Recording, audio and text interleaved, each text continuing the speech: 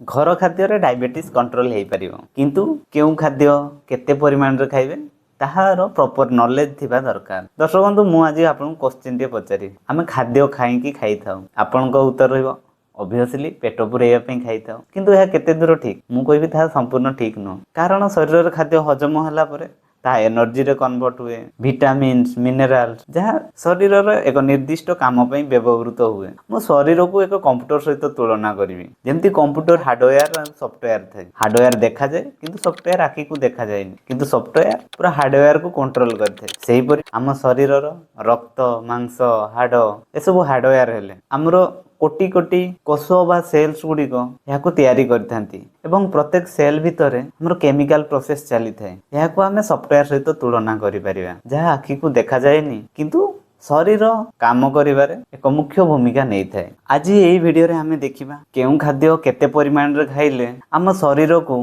प्रत्येक दिन दरकार होतबा एनर्जी विटामिन्स मिनरल सटीक भावे मिली परिबो। नमस्कार दर्शक बंधु मु डॉक्टर अंकित मु जने डायबिटोलॉजिस्ट एवं डायबिटीज न्यूट्रिशनिस्ट 23 वर्ष बयस रे मते टाइप 1 डायबिटीज डायग्नोसिस हेतिला तापर ठारू डायबिटीज प्रति मोर निरंतर रिसर्च जारी रही एवं डायबिटीज रोगी केमिति डाएट एवं एक्सरसाइज रे डायबिटीज कंट्रोल करि परिबे एवं टाइप 2 डायबिटीज को रिवर्स करि परिबे रेगुलर गाइड करि आछि कारण प्रॉपर नॉलेज एवं डिसिप्लिन द्वारा ही डायबिटीज को कंट्रोल करि हेबो। वीडियोटी आरंभ करिया पूर्व मु आपनको रिक्वेस्ट करिवि वीडियोटी को लाइक करंतु शेयर करंतु एवं कमेंट करंतु जो द्वारा यूट्यूब मैक्सिमम लोकन को पाखरे ए वीडियोटी पहुंचाइबो एवं मते मध्य मोटिवेशन मिलिबो एही परि नुआ नुआ वीडियो आपनको निकट रे पहुंचाया पई। तबे चलंतु वीडियोटी को आरंभ करिया। दर्शक बंधु आमे खाद्य को मुख्यतः दुई भाग रे विभक्त करिथाउ एहारो काम नेकी गोटे हला मैक्रो न्यूट्रिएंट आ गोटे हला माइक्रो न्यूट्रिएंट। मैक्रो न्यूट्रिएंट रे आपनकर कार्बोहाइड्रेट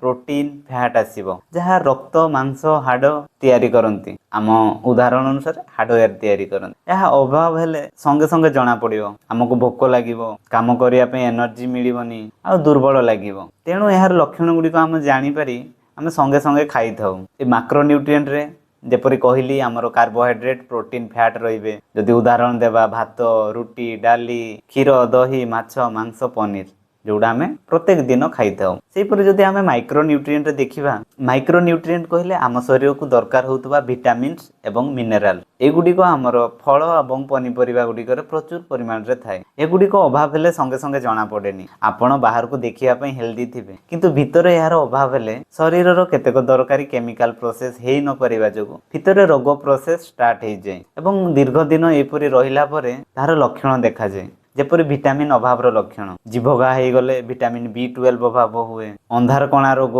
विटामिन ए जो अभाव जोगु होई थाए सेही परि मिनरल्स कहले हमरो आयरन कैल्शियम आयरन अभाव दीर्घ दिन रहिले हेमोग्लोबिन तैयारी हे पारेनी जहाँ पर रक्तहीनता देखा जाए। सेही परि कैल्शियम अभाव हेले हाड़ गुडी को ठीक से बनी पारंती नहीं जहाँ पर हाड़ गुडी को दुर्बल हुए यह एक दीर्घ दिन प्रोसेस जहाँ पर दीर्घ दिन कैल्शियम अभाव रु हाड़ गुडी को दुर्बल हो गले पर अंटा बथा आंठू गंठी बथा बड़ी समस्या देखा जाए। माइक्रो न्यूट्रिएंट पेट पूरीबा सहित कौनसी संपर्क न थाए यह दीर्घ दिन जदि खाद्य रे माइक्रो न्यूट्रिएंट अभाव रहे ताहले परवर्ती समय रे ये विभिन्न प्रकार रोग करे तेणु आम खाद्य रे सब प्रकार खाद्य मिसिकी रहिले आमे एक सुस्थ जीवन यापन करि परिबा। गोटे सुस्थ जीवन यापन पई दरकार हुए गोटे बैलेंस डाइट एवं रेगुलर एक्सरसाइज। बैलेंस डाइट कौन यहाँ पूर्व वीडियो रे मु डिटेल रे बुझेइछि जदि आपण से वीडियोटी को देखि नाहंती ताहले से वीडियोटी को प्रथम देखंतु तापरे ए वीडियोटी को आसंतु ताहले आपण संपूर्ण बुझी परिबे बैलेंस डाइट कौन।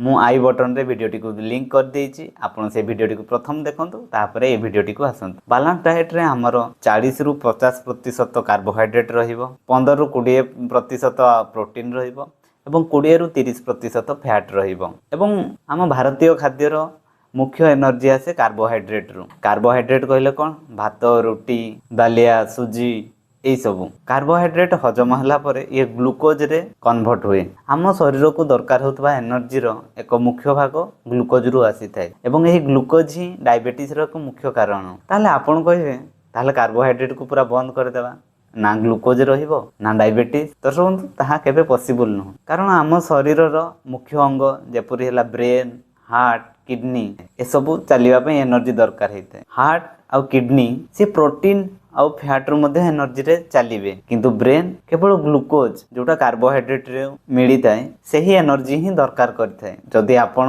କାର୍ବୋହାଇଡ୍ରେଟ ପୁରା କମେଇ ଦେବେ ତାହେଲେ ଆପଣଙ୍କର ମୁଣ୍ଡ କାମ କରିବନି। ତେଣୁ ଆମ ଶରୀରକୁ ପ୍ରତ୍ୟେକ ଦିନ ଯେତିକି ଆବଶ୍ୟକ ସେତିକି ପରିମାଣର କାର୍ବୋହାଇଡ୍ରେଟ ଖାଇ ଆଉ ଏକ୍ସଟ୍ରା କାର୍ବୋହାଇଡ୍ରେଟ ଖାଇବାନି। ଆମ ଶରୀର ଗ୍ଲୁକୋଜରୁ ଯେତିକି ଦରକାର ସେତିକି ଏନର୍ଜି ବ୍ୟବହାର କଲା ପରେ ଯେଉଁ ସବୁ ଗ୍ଲୁକୋଜ ବଢିଯାଏ ତାହା ବଡିରେ ଡିପୋଜିଟ୍ ହେଇକି ଆପଣଙ୍କ ଫ୍ୟାଟି ଲିଭର କରିବ, ନହେଲେ ମୋଟାପଣ କରିଥାଏ। ତାହେଲେ ଏବେ ଆମେ କାର୍ବୋହାଇଡ୍ରେଟର ଇମ୍ପୋର୍ଟାନ୍ସ ବିଷୟରେ ଜାଣିଲେ। ଚାଲନ୍ତୁ ଏହା ବିଷୟରେ ଟିକେ ଡିଟେଲ ଜାଣିବା। କାର୍ବୋହାଇଡ୍ରେଟକୁ ଆମେ ଦି ଭାଗରେ ବିଭକ୍ତ କରିପାରିବା, simple carbohydrate, complex carbohydrate. Simple carbohydrate କହିଲେ ଆପଣଙ୍କର ମଇଦା ଜିନିଷ, ସୁଗାର ବା ଚିନି, ଗୁଡ, କୋଲ୍ଡ ଡ୍ରିଙ୍କ୍ସ, ବିସ୍କୁଟ, ପାଉଁରୁଟି ଏଇ ସବୁ ସିମ୍ପଲ କାର୍ବୋହାଇଡ୍ରେଟ, ଯାହା ବହୁତ ଶୀଘ୍ର ହଜମ ହେଇଯାଇଥାଏ ଏବଂ ବ୍ଲଡ ସୁଗାର ସ୍ପାଇକ୍ କରିଥାଏ, ଯାହା ଡାଇବେଟିସରେ ମ୍ୟାକ୍ସିମମ୍ କ୍ଷତି ପହଞ୍ଚେଇଥାଏ ଏଇ ସିମ୍ପଲ କାର୍ବୋହାଇଡ୍ରେଟ ଗୁଡ଼ିକ। ତେଣୁ ଡାଇବେଟିସରେ ଏହା ଜରୁରୀ ହୋଇପଡ଼େ ସିମ୍ପଲ କାର୍ବୋହାଇଡ୍ରେଟକୁ ସମ୍ପୂର୍ଣ୍ଣ ବନ୍ଦ କରିପାରିବା ଭଲ, ନହେଲେ ଯେତେ କମରୁ କମ ଖାଇପାରିବା। ସେହିପରି ଦ୍ୱିତୀୟରେ ଆସେ କମ୍ପ୍ଲେକ୍ସ କାର୍ବୋହାଇଡ୍ରେଟ। କମ୍ପ୍ଲେକ୍ସ କାର୍ବୋହାଇଡ୍ରେଟରେ କିଛି ଅଂଶ ଫାଇବର ଥାଏ, ଯଦ୍ୱାରା ଏହି କାର୍ବୋହାଇଡ୍ରେଟ ଧୀରେ ଧୀରେ ଡାଇଜେସନ ହୁଏ ଏବଂ ବ୍ଲଡ ସୁଗାରକୁ ଶୀଘ୍ର ବଢ଼ାଏନି। ଏହି କମ୍ପ୍ଲେକ୍ସ କାର୍ବୋହାଇଡ୍ରେଟ କୋଉଥିରୁ ମିଳିଥାଏ? ଏହା ମୁଖ୍ୟତଃ ପନିପରିବା, ଫଳମୂଳ, ହୋଲ ଗ୍ରେନ୍ ଯେପରିକି ଆମର ଗହମ, ଉଷୁନା ଚାଉଳ, ବ୍ରାଉନ ରାଇସ୍ ଏଇଥିରୁ ମିଳିଥାଏ ଏବଂ ଆମର ଡାଲି ଜାତୀୟ ଫସଲ ଯୋଉଥିରେ ପ୍ରୋଟିନ ଆଉ କାର୍ବୋହାଇଡ୍ରେଟ ପାଖାପାଖି ସମାନ ଥାଏ। ଏଇଥିରୁ ଆମେ କଣ ବୁଝିଲେ? ଡାଇବେଟିସରେ କମ୍ପ୍ଲେକ୍ସ କାର୍ବୋହାଇଡ୍ରେଟ ଖାଇବା ଏବଂ ସିମ୍ପଲ କାର୍ବୋହାଇଡ୍ରେଟକୁ ପାରୁ ପର୍ଯ୍ୟନ୍ତ ଦୂରେଇବା ପାଇଁ ଚେଷ୍ଟା କରିବା। ବାଲାନ୍ସ ଡାଏଟର ଆଉ ଏକ ମୁଖ୍ୟ ପର୍ସନ ହେଲା ପ୍ରୋଟିନ। ପ୍ରୋଟିନ ଦିନକୁ ଆମ ଖାଦ୍ୟର 15ରୁ 20% ରହିବା ଦରକାର। ପ୍ରୋଟିନ ଦରକାର ଆମ ଶରୀର ଗଠନରେ। ଆମ ଶରୀର ଗଠନର ମୁଖ୍ୟ ଭୂମିକା ହେଉଛି ପ୍ରୋଟିନ। ତାହେଲେ ଗୋଟେ ଲୋକକୁ କେତେ ପ୍ରୋଟିନ ଦରକାର? ଗୋଟେ ଲୋକକୁ ପ୍ରତ୍ୟେକ ଦିନ 1 ଗ୍ରାମ पर केजी ଦରକାର।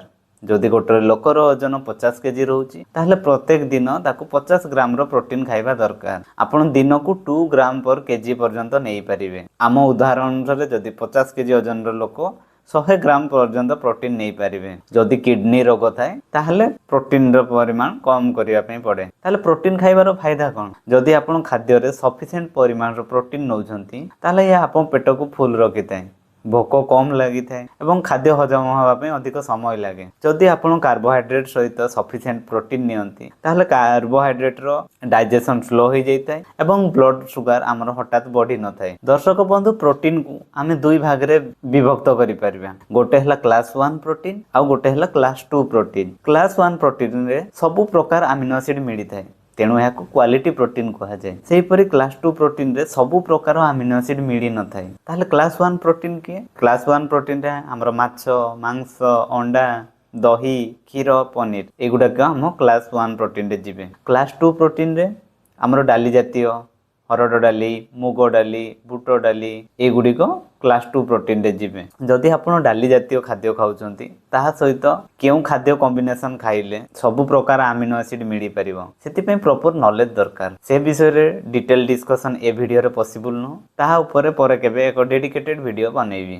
ଦର୍ଶକ ବନ୍ଧୁ, ଆମ ବାଲାନ୍ସ ଡାଏଟର ଆଉ ଏକ ମୁଖ୍ୟ ପର୍ସନ ହେଲା ଫ୍ୟାଟ୍। ଫ୍ୟାଟ୍ ଆମ ଖାଦ୍ୟରେ 20ରୁ 30% ଦରକାର। ଫ୍ୟାଟ୍ ପ୍ରତି ଆମର ଗୋଟେ ଭୁଲ ଧାରଣା ଅଛି, ଅଧିକ ଫ୍ୟାଟ୍ ଖାଇଲେ ଆମ ବଡିର କୋଲେଷ୍ଟ୍ରଲ ବଢିଯାଏ। ତେଣୁ ଯାହାର କୋଲେଷ୍ଟ୍ରଲ ବଢିଥାଏ ସେ ଲୋକମାନେ ତେଲ ଜିନିଷ ଟୋଟାଲି ବନ୍ଦ କରିଦିଅନ୍ତି। ମୁଁ ଆଜି ଆପଣଙ୍କୁ ଏପରି ଏକ ତଥ୍ୟ ଦେବି ଯାହା ଶୁଣିଲା ପରେ ଆପଣଙ୍କ ହୋସ ବୁଡ଼ିଯିବ।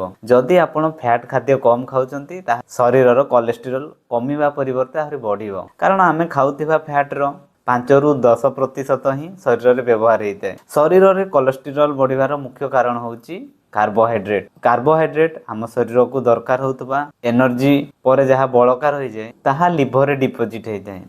ପରବର୍ତ୍ତୀ ସମୟରେ ତାହା କୋଲେଷ୍ଟ୍ରଲ ବଢାଇଥାଏ। ଏ ଭିଡ଼ିଓରେ ଡିଟେଲ ଡିସ୍କସନ ସମ୍ଭବ ନୁହଁ, ଏହା ବିଷୟରେ ପରେ କେବେ ଗୋଟେ ଭିଡ଼ିଓ କରି ଆଣିବି। ଫ୍ୟାଟ୍ରେ ସବୁଠାରୁ ଅଧିକ ଏନର୍ଜି ଥାଏ ଏବଂ ଫ୍ୟାଟ୍ ଗୁଡ଼ିକ ଦ୍ୱାରା ଆମ ବଡିରେ ଭିଟାମିନ୍ ଆବଜର୍ପସନରେ ସାହାଯ୍ୟ କରିଥାନ୍ତି। ଯଦି ଆପଣ ଫ୍ୟାଟ୍ କମ ଖାଉଛନ୍ତି ଲମ୍ବା ସମୟ ପରେ ଆପଣଙ୍କୁ ଭିଟାମିନ୍ ଅଭାବ ଜନିତ ରୋଗ ମଧ୍ୟ ଦେଖା ଦେଇପାରେ। ତାହେଲେ ଆସନ୍ତୁ ଆମେ ଫ୍ୟାଟ୍ ବିଷୟରେ ଅଧିକ ଟିକେ ଜାଣିବା। ଫ୍ୟାଟ୍କୁ ଆମେ ଜେନେରାଲି ଆଖିକୁ ଦେଖାଯିବା ଅନୁସାରେ ଦୁଇ ଭାଗରେ ବିଭକ୍ତ କରିଥାଉ, ଭିଜିବୁଲ ଫ୍ୟାଟ୍ ଆଉ ଇନଭିଜିବୁଲ ଫ୍ୟାଟ୍। ଭିଜିବୁଲ ଫ୍ୟାଟ୍ କହିଲେ ଆଉ ମୁଖ୍ୟତଃ ଯାହା ଶୀତ ଦିନେ ବସି ଯାଇଥାଏ, ଯେପରି ଆପଣ ଘିଅ ହେଲା, ଡାଲଡା, ବଟର, ଏହି ସବୁ। ଯଦି ଇନଭିଜିବୁଲ ଫ୍ୟାଟ୍ ଦେଖିବା, ଆମ ସବୁ ଖାଦ୍ୟରେ କିଛି ପରିମାଣରେ ଫ୍ୟାଟ୍ ମଧ୍ୟ ଥାଏ, କିଛି ଖାଦ୍ୟରେ ଅଧିକ ପରିମାଣରେ ଫ୍ୟାଟ୍ ଥାଏ, ଯେପରିକି ଚିନାବାଦାମ, କାଜୁ, ଆଲମଣ୍ଡ, ଅଣ୍ଡା, ଦହି, କ୍ଷୀର ଏହିସବୁ। ଦର୍ଶକ ବନ୍ଧୁ, ଫ୍ୟାଟ୍ର କେମିକାଲ ଷ୍ଟ୍ରକ୍ଚର ଅନୁସାରେ ଫ୍ୟାଟ୍କୁ ଆହୁରି ମଧ୍ୟ ବିଭାଗ କରାହେଇଛି। ଆପଣଙ୍କୁ ଡିଟେଲ ଜାଣିବା ଦରକାର ନାହିଁ, କିନ୍ତୁ ଏତିକି ମନେ ରଖିଥାନ୍ତୁ, ଆପଣଙ୍କୁ ଦୁଇଟି ଖାଦ୍ୟ ଠାରୁ ଦୂରେଇ ରହିବା ପାଇଁ ପଡ଼ିବ। ଗୋଟେ ହେଲା ସାଚୁରେଟେଡ୍ ଫ୍ୟାଟ୍, ଯେଉଁଥିରେ ଆପଣଙ୍କର ପାମ୍ ଅଏଲ୍ ଆସୁଛି, ଯେଉଁ ଆମର ଚିପ୍ସ ପ୍ୟାକେଟ ଖାଦ୍ୟରେ ମ୍ୟାକ୍ସିମମ୍ ପାମ୍ ଅଏଲ୍ ଥାଏ, ଆଉ ନଡ଼ିଆ ତେଲ, ଏଗୁଡ଼ିକ ଆମ ସାଚୁରେଟେଡ୍ ଫ୍ୟାଟ୍ରେ ଆସେ, ଯାହାକୁ ଆପଣ ଅଳ୍ପ ପରିମାଣରେ ଖାଇବେ। ସେହିପରି ଆସେ ମ୍ୟୁଫା, ମନୋସାଚୁରେଟେଡ୍ ଫ୍ୟାଟି ଏସିଡ୍, ଯେଉଁଟା ଦେହ ପାଇଁ ବହୁତ ଭଲ। ସେଥିରେ କ'ଣ ଆସେ?